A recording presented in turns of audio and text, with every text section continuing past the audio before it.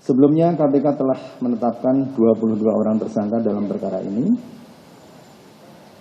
sebagai pemberi yang rata-rata adalah ASN Kabupaten Probolinggo sebagai berikut: 1 SO, 2 AW, 3 MW, 4 MU, 5 MI, 6 MB, 7 MH, 8 AW, 9 KU, 10 AS, 11 JL, 12 UR, 13 NH, 14 NUH, 15 HS, 16 SR, 17 SO, dan 18 SD. Sebagai penerima, 1 HA, 2 PTS, 3 DK, 4 MR. Para tersangka tersebut disangkakan sebagai pemberi. SO dan kawan-kawan disangkakan melanggar pasal 5 ayat 1 huruf A atau pasal 5 ayat 1 huruf B atau pasal 13 Undang-Undang Nomor 31 Tahun 1999 tentang pemberantasan tindak pidana korupsi sebagaimana telah diubah dengan Undang-Undang Nomor 20 Tahun 2001 tentang perubahan atas Undang-Undang Nomor 31 Tahun 1999 tentang pemberantasan tindak pidana korupsi, junto pasal 55 ayat 1 ke 1 KUH pidana.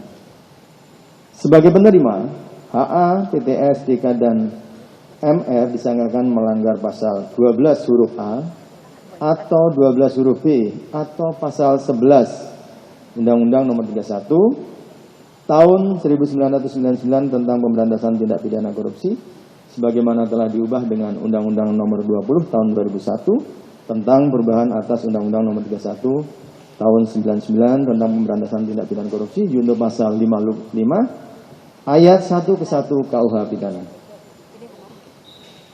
Untuk kepentingan proses penyidikan, tim penyidik melakukan upaya paksa penahanan untuk 20 hari pertama terhitung tanggal 4 September 2021 sampai dengan tanggal 23 September 2021 dengan tempat penahanan sebagai berikut. Ditahan di Rutan KPK Cabang Pomdam Jaya Guntur,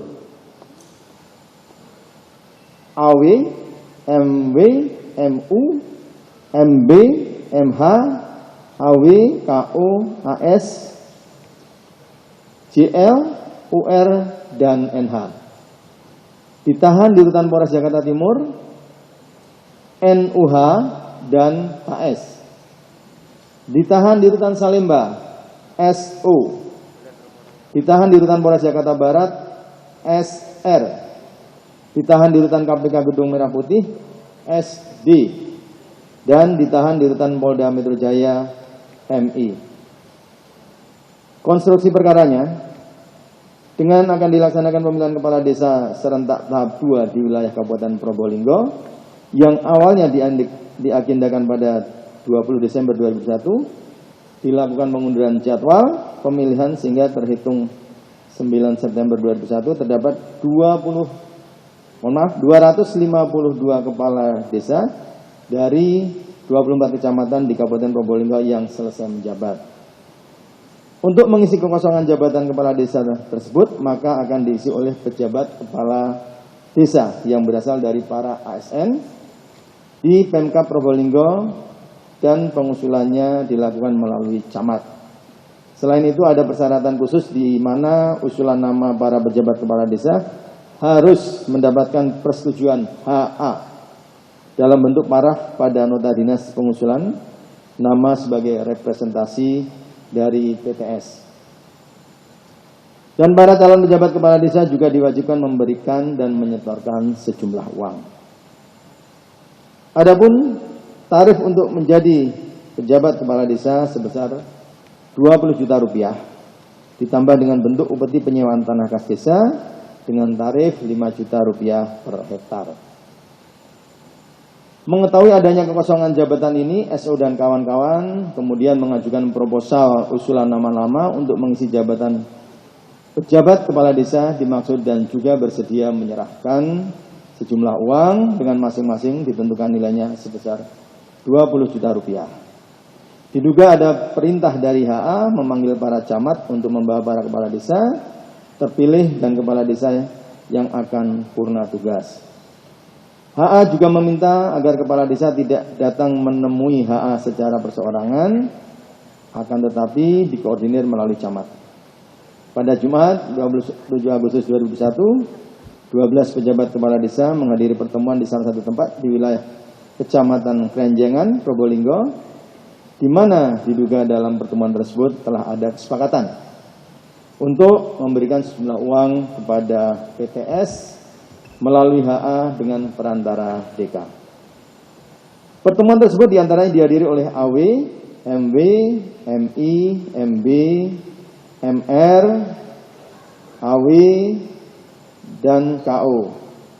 Dan dari yang hadir itu telah disepakati untuk masing-masing menyiapkan sejumlah 20 juta sehingga terkumpul sejumlah 240 juta.